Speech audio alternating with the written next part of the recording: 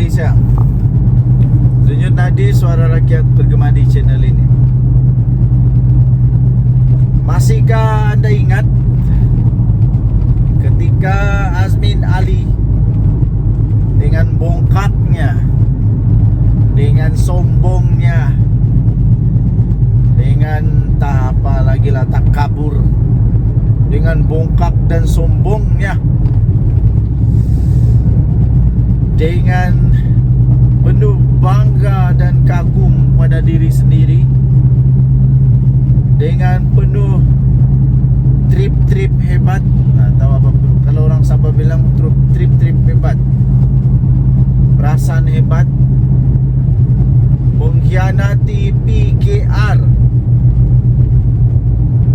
dengan status dia, pangkat dia yang sebagai timbalan Presiden PKR, bekas Menteri Besar Selangor, di dalam tiket PKR, mengkhianati PKR dan melompat.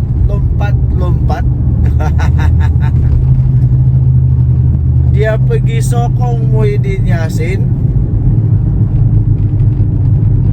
untuk mendapatkan pangkat. Akhirnya dia dapat juga lah pangkat Menteri Kanan. Masihkah kamu ingat itu? Hancur segala harapan.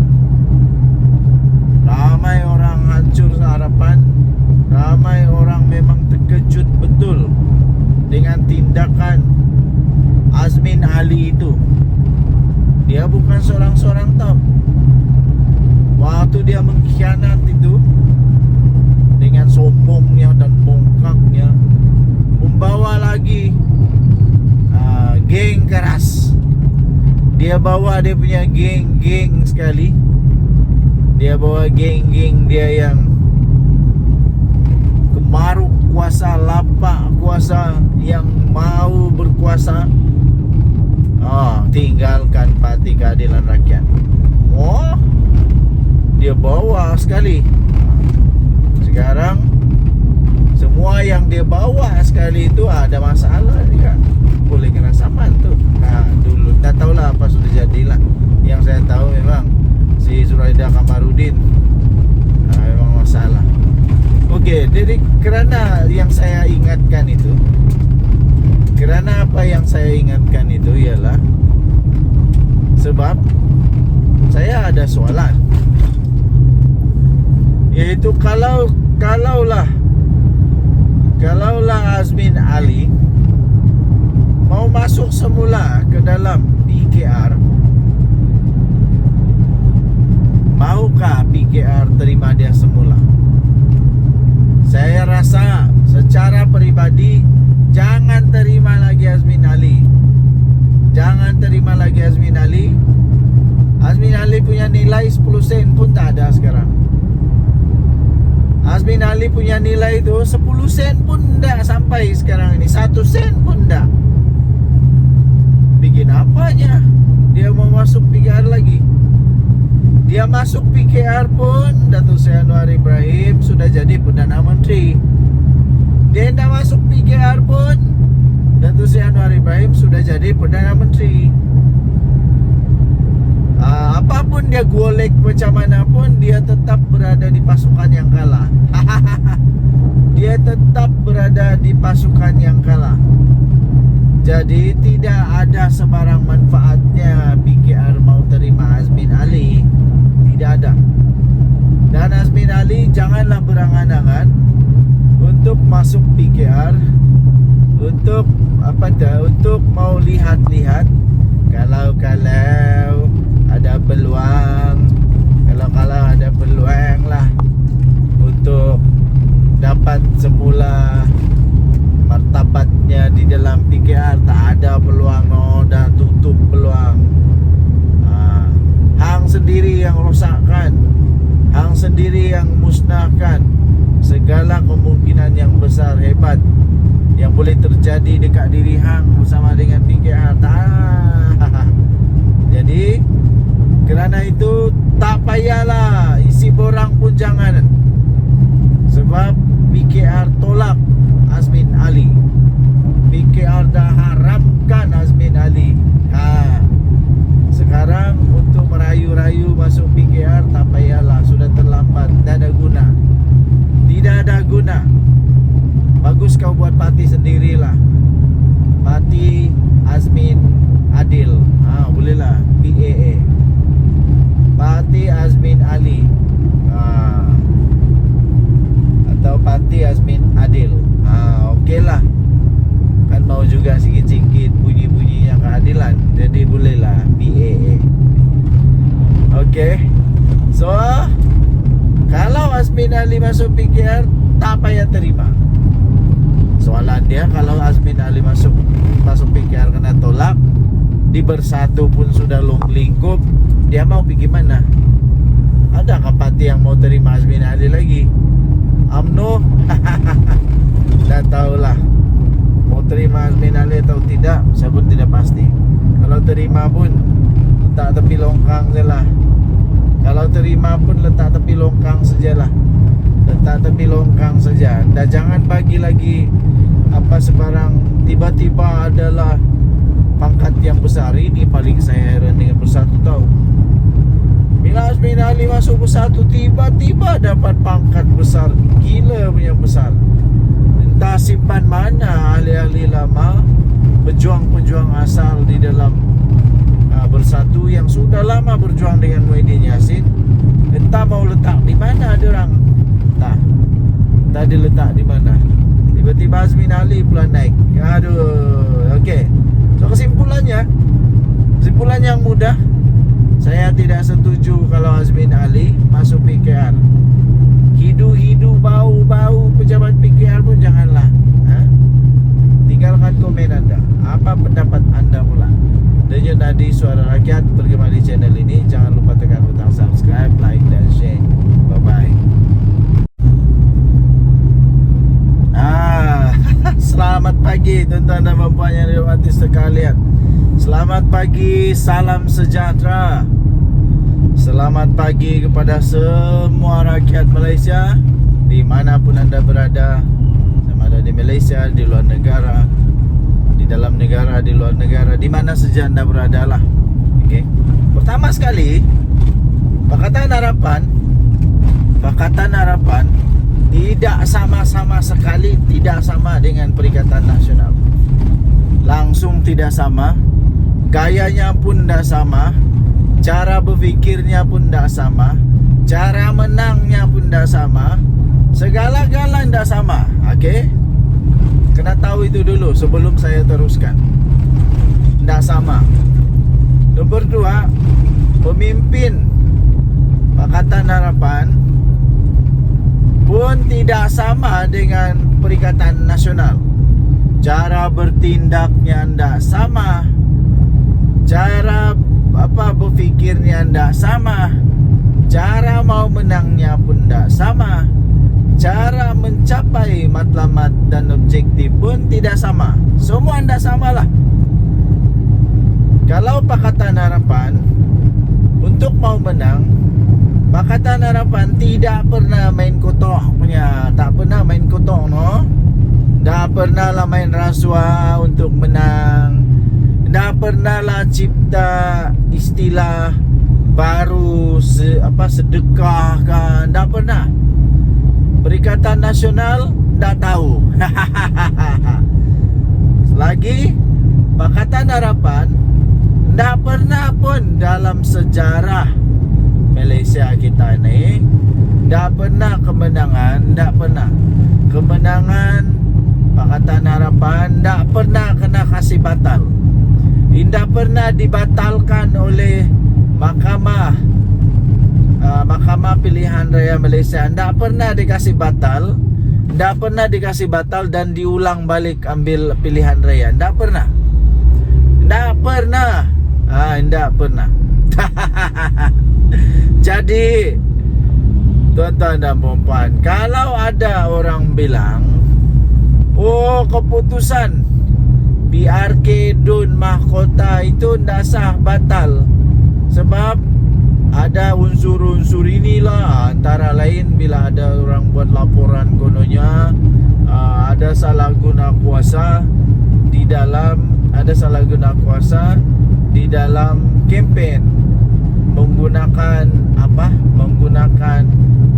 aset kerajaan untuk berkempen.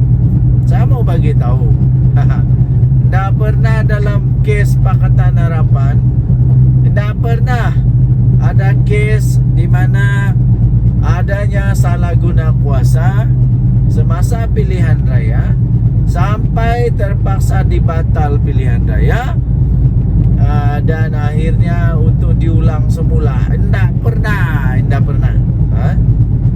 Apalagi bagi rasuah, tidak pernah.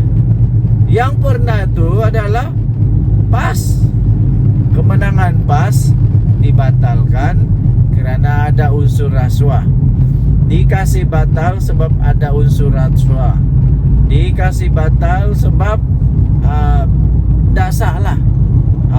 Dasar. Itu pernah. Itu ada. Tapi untuk Pakatan Harapan indah pernah terjadi. Saya ulang balik, indah pernah terjadi.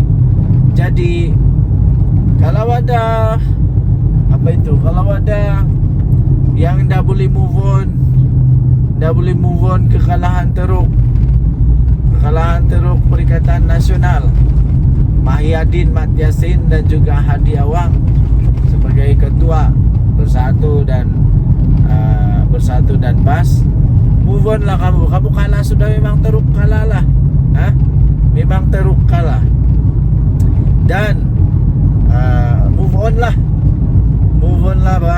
janganlah simpan di dalam hati lagi. Move on lah, sedarlah bahawa Pakatan Harapan tidak pernah, sekali lagi saya bagi tahu, tidak pernah ada rekod, tidak pernah ada rekod keputusan yang diperolehi dibatalkan oleh Mahkamah Pilihan Raya sebab ada unsur rasuah atau salah guna kuasa atau apa-apa saja kesalahan lah. Jadi tidak pernah. Jadi kesimpulannya, ingatlah, dengarlah dan sedarlah. Kesimpulannya, ingatlah, sedarlah dan tahulah kamu bahwa tidak akan ada ulang tayang pilihan raya. Tidak akan ada. Tidak ada pembatalan. Tidak akan ada pembatalan keputusan pilihan raya ini. Yang ada ialah telah disahkan bahawa Perikatan Nasional ditolak oleh rakyat. Ditolak sungguh-sungguh oleh rakyat. Sudah ditolak sungguh-sungguh oleh rakyat dan tak akan dapat bangun lagi. Saya boleh katalah hampir mustahil lah untuk ada comeback. Hampir mustahil untuk ada comeback. Saya fikir selepas ini di mana-mana tempat Perikatan Nasional akan kalah. Akan kalah. Di mana saja pun boleh kalah lah. Kesian sungguh. Okey. Apa pendapat anda? Anda boleh tinggalkan komen. Apa pendapat anda? Boleh tinggalkan komen. Kita jumpa lagi. Bye. Salam sejahtera Malaysia. Selamat pagi tuan-tuan dan puan-puan yang dihormati sekalian. Apa kabar tuan-tuan pada hari ini? Okey, so saya nak gelak dulu. Saya mau ketawa dulu lah. Minta maaf. Saya minta ketawa dulu. Mau ketawa dulu. Kerana saya setuju dengan satu video yang saya tonton daripada video di Daniel, apa itu nama dia. Nampaknya kali ini, selepas ini, semua bos-bos, pemimpin Perikatan Nasional terutamanya Bersatu, terpaksalah berusaha untuk mencari kerja baru. Pemungut sampah di tepi jalan, pencuci longkang di tepi jalan, terpaksalah pencacai Apa kata filem Piramli tu? Pencacai pencacai najis. Terpaksalah mau cari kerja baru, ya. Kerana mereka tidak ada lagi tempat untuk bergantung. Tidak ada lagi tempat untuk bergantung. Tidak ada lagi dapat projek-projek besar kalau selepas ini. Tidak ada lagi dapat projek-projek mega, projek-projek hebat, projek-projek yang dapat dibagi-bagi di antara kronika. Tidak lagi dapat membagi-bagi projek. Kenapa? Sebab selepas ini Perikatan Nasional, terutamanya Bersatu, tidak akan menang sampai bila-bila. Tidak akan menang lagi sampai bila-bila. Mereka akan terus kalah. Jadi tidak akan ada lagi untuk comeback. Apalagi comeback untuk mau jadi kerajaan. Jadi tidak ada lagi peluang untuk dapat projek-projek untuk kawan-kawan, untuk macam-macam lagi lah, ya. Tidak ada lagi mau dapat jana wibawa. Tidak ada lagi yang dapat masuk pergi jana wibawa, macam jana wibawa kan tidak ada lagi lah lepas ni. Dan tidak ada lagi kawan yang dapat dapat semula lah. Akan kena freeze lah hai kawan kamu. Aduh, kesian juga. Kegagalan yang paling teruk lah. Kegagalan yang paling teruk kali ini terbukti sudah bagi semua pemimpin-pemimpin Perikatan Nasional. Azmin Ali gagal teruk. Gagal teruk apabila memang gagal lah. Hamzah Zainuddin gagal teruk. Muhyiddin Yassin nomor 1 paling teruk kalah, gagal habis. Sanusi lagi lah teruk. Yang dicanang-canang inilah General Perang Perikatan Nasional paling hebat.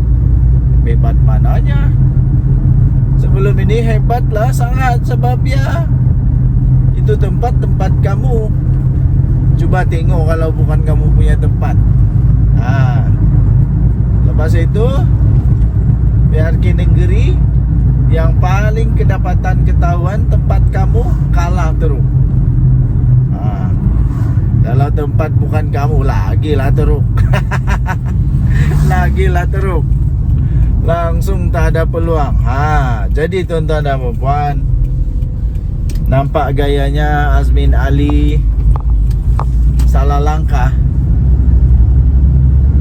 Mungkin dia mengharap pada opportunity, peluang. Bila dia nampak Muhyiddin Yassin jadi Perdana Menteri dan ada peluang untuk dia mendapat manfaat, mungkin ini mungkin ya. Tapi itulah politik kan. Politik segalanya mungkin. Ada peluang untuk dapat kelebihan, manfaat. Jadi dia pun masuklah Bersatu. Masuklah Bersatu bersama dengan Zuraida Kamarudin. Mereka sama-samalah join Perjuangan Bersatu. Ya. Zuraida Kamarudin akhirnya dia buat parti sendiri. Lepas itu apa jadi? Kalah teruk. Nah sekarang terpaksa pula makan saman 100 juta. 100 kan 10 juta daripada PKM. Azmin Ali gagal habis. Dialah paling gagal.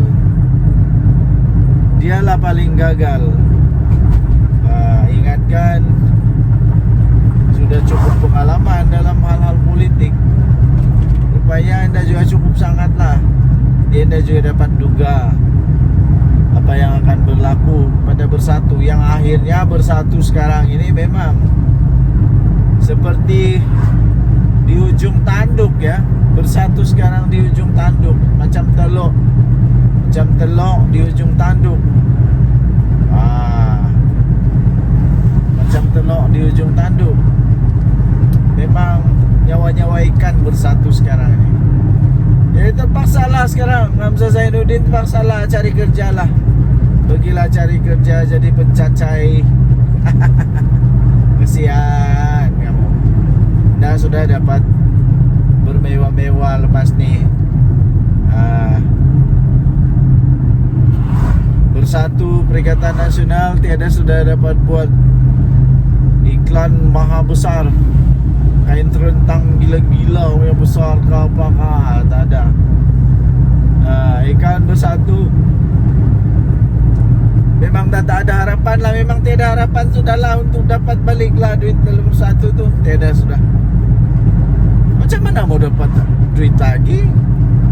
Muhyiddin sudah mengaku duit masuk akaun parti.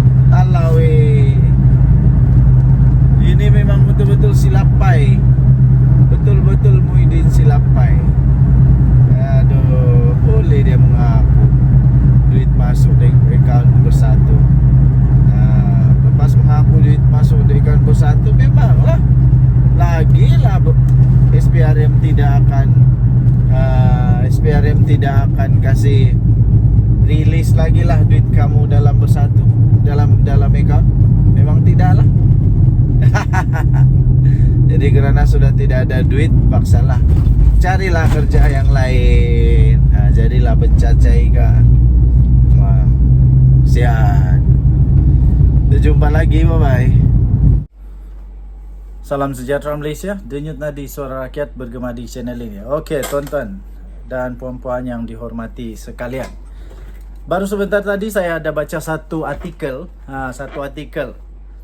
Faiz Naaman, bekas MPT Bersatu, mencadangkan agar semua pejuang-pejuang akar umbi, pejuang-pejuang tulen yang masih tulen, yang masih betul-betul pejuang, yang mau memperjuangkan reformasi negara Malaysia di dalam Bersatu, untuk cepat-cepatlah join PKR, joinlah Pakatan Harapan, setidak-tidaknya join Pakatan Harapan untuk terus memperjuangkan agenda reformasi. Kerana menurut beliau yang saya sisipkan di sini, dia punya artikel itu ya, menurut beliau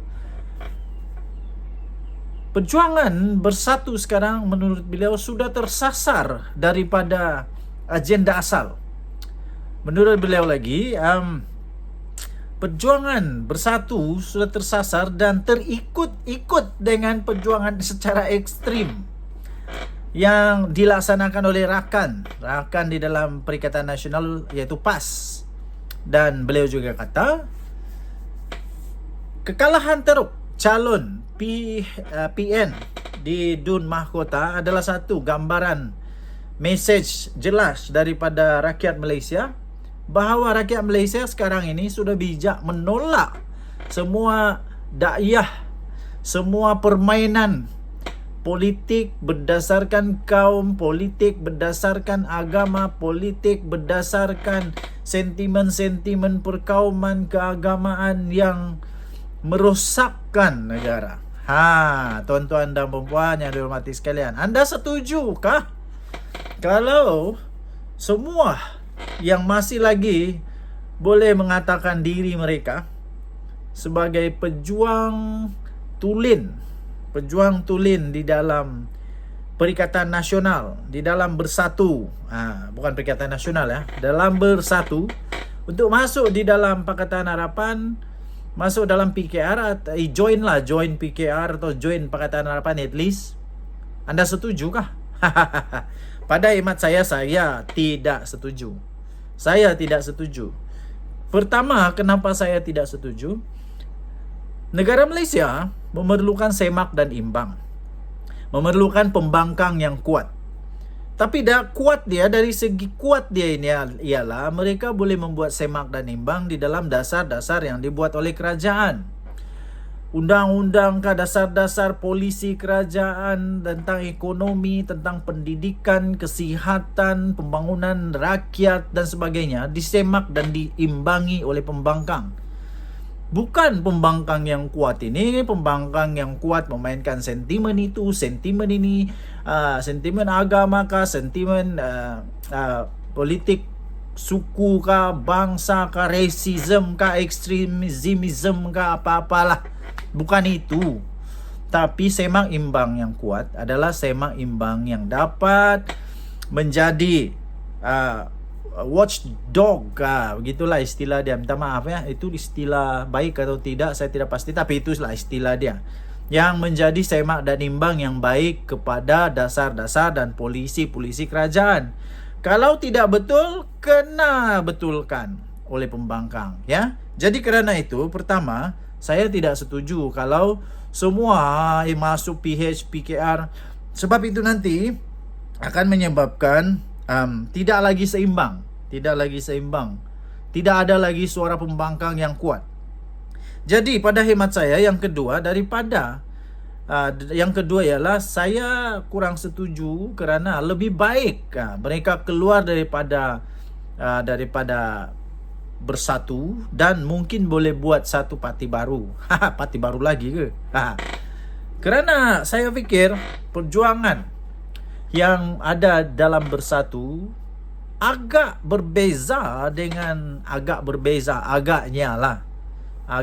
lah berbeza daripada perjuangan yang ada pada Pakatan Harapan, ya. Kecuali mereka boleh menukarkan mindset, mereka boleh mampu untuk tukarkan cara berfikir daripada yang lama kepada yang baru, itu ada harapan.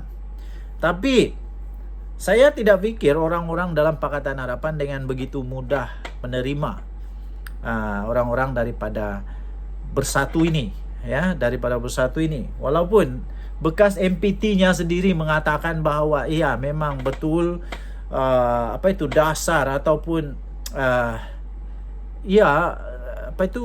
perjuangan asal sudah tersimpang sehingga terikut-ikut dengan perjuangan yang dimainkan oleh PAS, ya.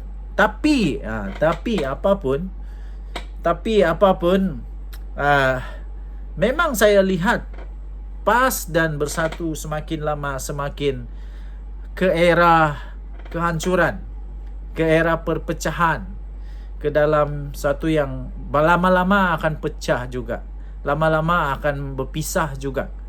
Kerana nampaknya bersatu tidak dapat membawa sebarang manfaat yang cukup signifikan kepada PAS. Tidak ada something that very significant that can show the result that this bersatu have the power, have the so-called to be an asset for Perikatan Nasional yang akan boleh menjamin kemenangan mereka dalam PRU yang akan datang. Malahan saya lihat bersatu ini boleh menjadi beban liability yang besar untuk PAS. Kerana bersatu banyak pemimpin dia sekarang yang ada kes mahkamah. Okay. So walaupun begitu, kalau memang ada yang mau masuk PKR, bolehlah isi borang saja, jangan risau, isi borang dan saya fikir akan ada komiti yang akan menilai. Tapi janganlah pula mau masuk PKR hanya untuk nanti mau jadi calon. Dah lah macam begitu, ya.